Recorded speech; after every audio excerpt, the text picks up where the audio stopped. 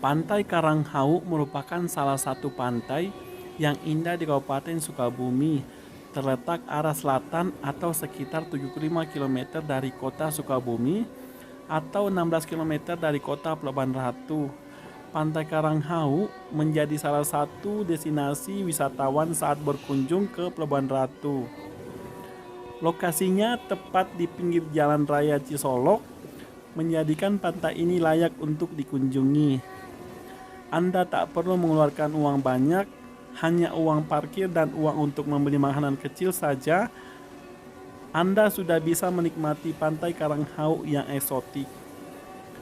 Nama Karanghau berasal dari adanya gugusan batu karang yang menyerupai hau atau tungku di lokasi itu.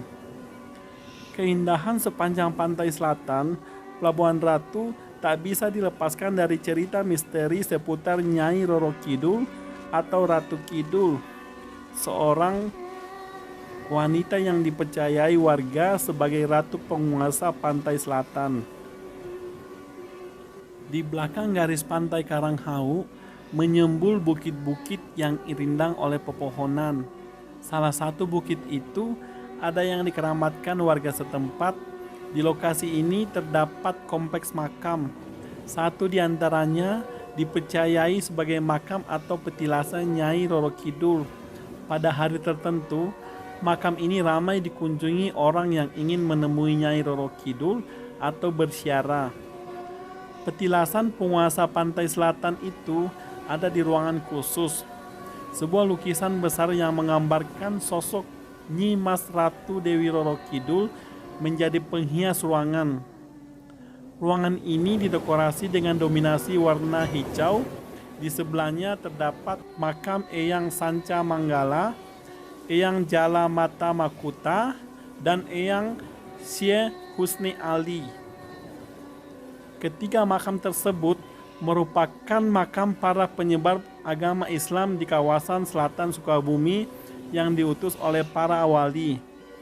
Tak mengherankan jika kompleks makam tersebut sering disiarahi oleh orang-orang yang ingin mendapat berkah.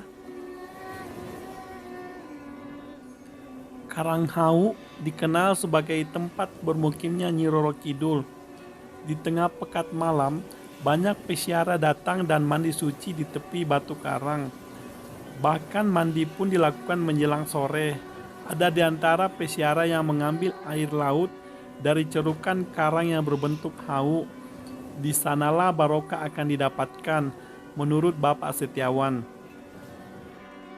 Menurut salah seorang warga yang juga juru kunci makam, yaitu Bapak Setiawan, mengatakan hampir setiap hari banyak orang yang ziarah ke tempat petilasan atau makam Nyai Roro Kidul, terutama pada hari Kamis atau malam Jumat. Bahkan ada beberapa orang yang mau tidur di tempat tersebut. Menurutnya, di tempat itu tinggal seorang putri cantik di bawah bukit Karanghau. Konon cerita Setiawan lagi, Ratu Kidul pada mulanya adalah seorang wanita yang berparas elok, Kadita namanya. Karena kecantikannya, ia sering disebut Dewi Srangenge yang artinya matahari jelita. Kadita adalah putri Raja Munding Wangi. Walaupun Kadita sangat elok wajahnya, Raja tetap berduka karena tidak mempunyai putra mahkota yang dapat disiapkan.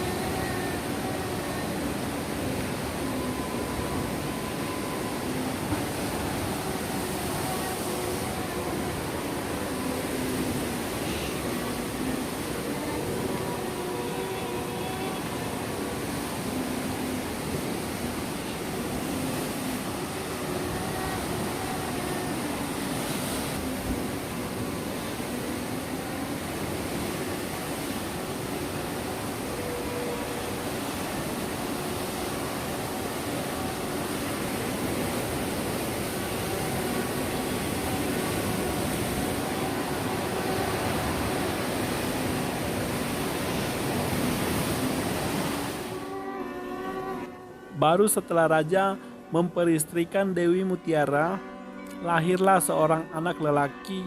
Akan tetapi, begitu mendapatkan perhatian lebih, Dewi Mutiara mengajukan tuntutan-tuntutan antara lain memastikan anaknya lelaki akan menggantikan tahta dan Dewi Kadita harus diusir dari istana.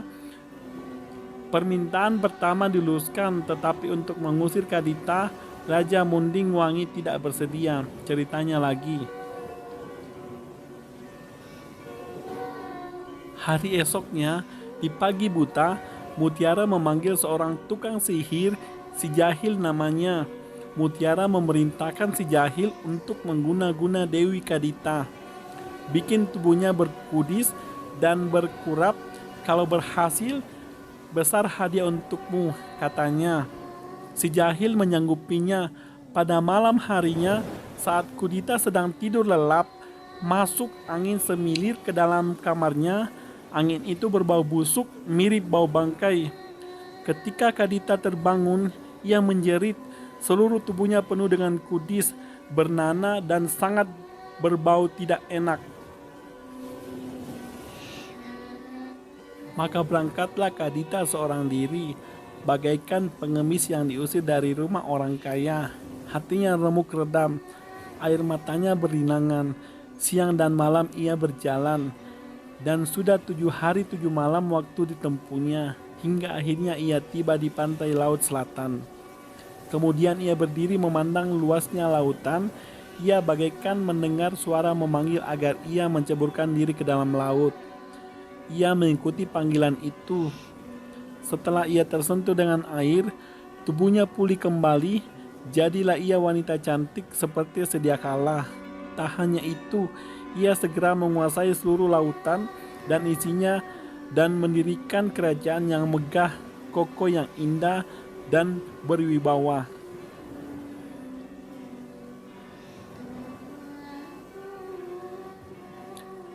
Raja Munding Wangi mendengar berita musibah yang diderita putrinya itu.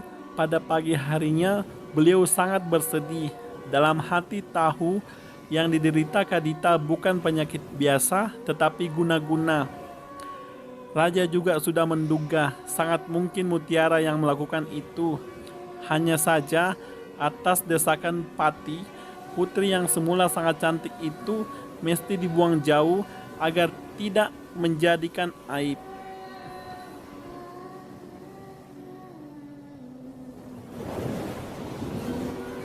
Dialah kini yang disebut Ratu Laut Selatan atau Nyai Roro Kidul, kata Bapak Setiawan.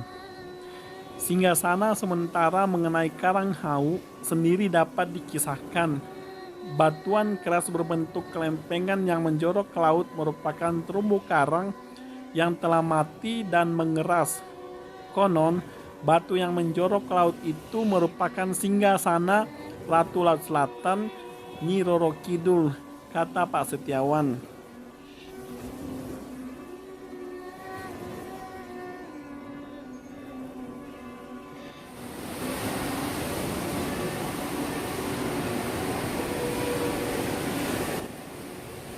Inilah cerita tentang Karanghau dan Nyi Roro Kidul. Terima kasih.